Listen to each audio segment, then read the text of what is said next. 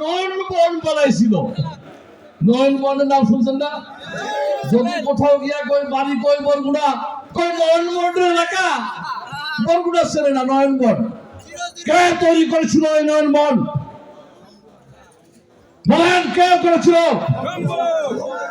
সুনাম দেবনাথ নয়নবন করেছে, মাদক ব্যবসা করেছে, বরগুনার মানুষকে ইয়াবা খাওয়া শিখিয়েছে, বানিয়েছে ভাইরা, বানিয়েছে ভাইরা সিদ্দিক।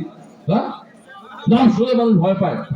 মানুষের উপর অত্যাচার করেছে, মানুষের জন্য কাজ তো করেন না। এই তালতলিতে জাহাজ ভাঙা শিল্প হওয়ার কথা ছিল, আজও কিন্তু জাহাজ ভাঙা শিল্পের কোনো কাজ হয়নি এখানে।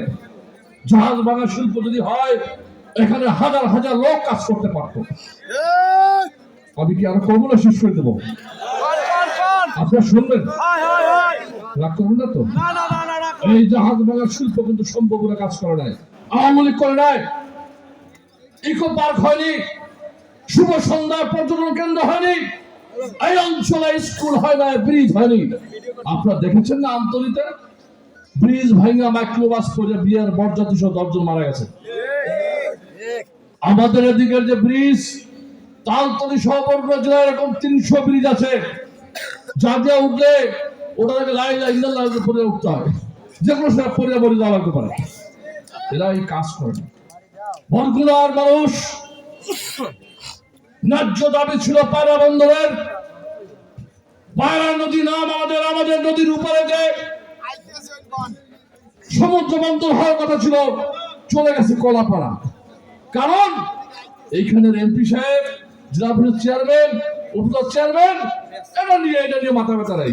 সে বরগুনা যায় যাক, আমরা তো মাল কামাইতেছি, আর আওয়ামী লীগ তো 100 বছর থাকবে, অন্যদের কি হবে, তাই না? চলে গেছে কলাপাড়া। মেডিকেল কলেজ পটুয়াখালীতে হয়েছে, পটুয়াখালী থেকে বরিশাল দূরত্ব 31 কিলোমিটার। এটা দাবি বরগুনা, হয়তো আমতলী না, আমতলী না, বরগুনা না, বেতাগী না, বাপরা, যে কোনো এক জায়গায় করলে আমরা তো চিকিৎসা সুবিধা পাইতাম না ভাই? এই তালতলীতে রুগী অসুস্থ হলে ডাক্তার আছে চিকিৎসার? আর অ্যাম্বুলেন্স উঠে দিল যে রাস্তা, এই রাস্তা গ্রামের রাস্তা তো আরো খারাপ, ওই রুগী তো রাস্তায় পড়ে যাবে। অন্য চিকিৎসা নিয়ে কোনো চিন্তা ছিল না।